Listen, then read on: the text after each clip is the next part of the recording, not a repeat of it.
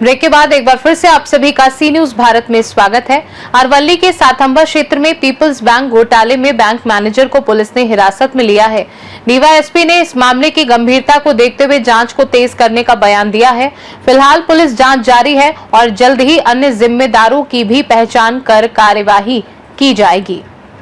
गई काले Sathamba police station में Sathamba peoples cooperative bank incharge manager Pinkal Kumar Dineshbhai Patel विरुद्ध में 3,19,05,000 રૂપિયાની ઉચાપતનો ગુનો દાખલ કરવામાં આવેલો છે। આ ગુનાની હકીકત એવી છે કે આ ગુનાના જે આરોપી છે પિંકલ કુમાર પટેલ એ પોતે 2013ની અંદર બેંકમાં ક્લાર્ક તરીકે ભરતી થયેલા અને જાન્યુઆરી 2025થી તેમને બેંક મેનેજરનો ચાર્જ સોંપવામાં આવેલો હતો।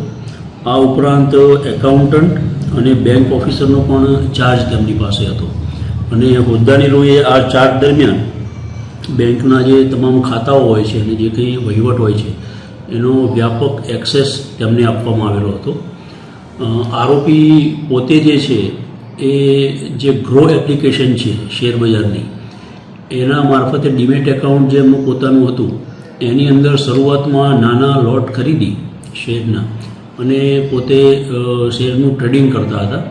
શરૂઆતમાં જે આરોપી છે એને પોતાને થોડો નફો થતાં આરોપી પોતે લાલચમાં આવી ગયેલો અને ત્યારબાદ આજે સાઠંબા પીપલ્સ કોઓપરેટિવ બેંક છે એનું એક ખાતું જે જીએસસી બેંક છે અમદાવાદ શાખાની એની અંદર રાખવામાં આવતું હતું અને જીએસસી બેંકમાંથી આ સાઠંબા પીપલ્સ કોઓપરેટિવ બેંકના જે ખાતાઓ છે એમાં પૈસા ટ્રાન્સફર કરવાના કે આરટીજીએસ કરવાના એના જે બધા પાવર્સ છે એ બેંક મેનેજર તરીકે આરોપી પાસે હતા।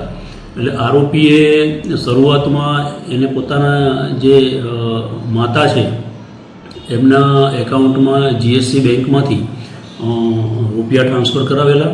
ત્યારબાદ આ રૂપિયા તેણે પોતાના એકાઉન્ટમાં ટ્રાન્સફર કરેલા અને પોતાના એકાઉન્ટમાંથી જે ગ્રો એપ્લિકેશન છે ડીમેટ એકાઉન્ટ એની અંદર એને ટ્રાન્સફર કરેલા।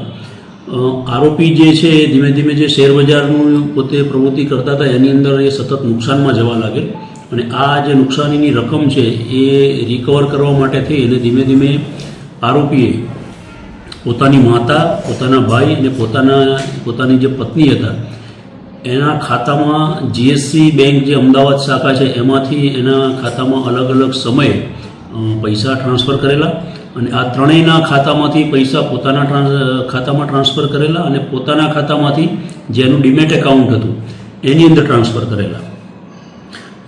આરોપી આ રીતે ટોટલ 3,19,05,000 જે રૂપિયા છે એ આ રીતે શેરબજાર ટ્રેડિંગની અંદર પોતે નુકસાનની અંદર આવી ગઈ।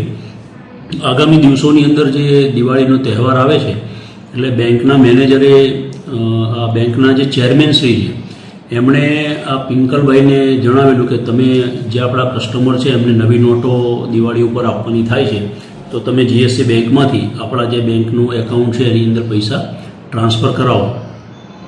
બેંકની અંદર જે સાઠંબા પીપલ્સ કોઓપરેટિવ બેંક છે એનું જે જીએસસી બેંકમાં ખાતું હતું એમાં લગભગ 69 લાખ જેટલી રકમ જ જમા હતી। એટલે આરોપીએ 50 લાખ રૂપિયા જીએસસી બેંકમાંથી ટ્રાન્સફર કરાવેલા।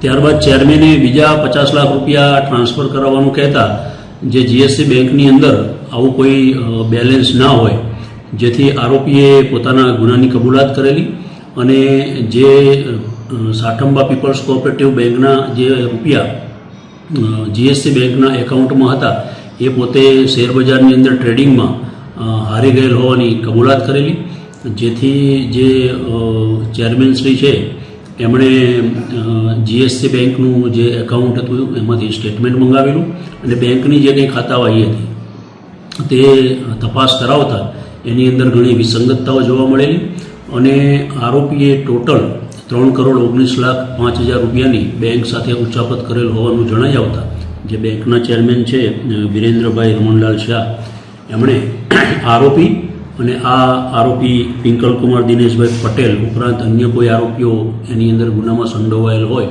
તો તે તમામ વિરુદ્ધ સાઠંબા પોલીસ સ્ટેશનની અંદર ઉચાપત અંગેની ફરિયાદ આપતા આરોપી વિરુદ્ધ સાઠંબા પોલીસ સ્ટેશનની અંદર ગુનો દાખલ કરવામાં આવેલો છે. આરોપીને આજરોજ અટક કરવાની પોલીસે તજવીજ હાથ ધરી છે અને આ જે ગુનો છે એની અંદર અન્ય કોઈ આરોપીઓ સંડોવાયેલા છે કે કેમ તે બાબતમાં પણ पुलिस द्वारा ઊંડાણપૂર્વક तपास हाथ धरવામાં આવેલી.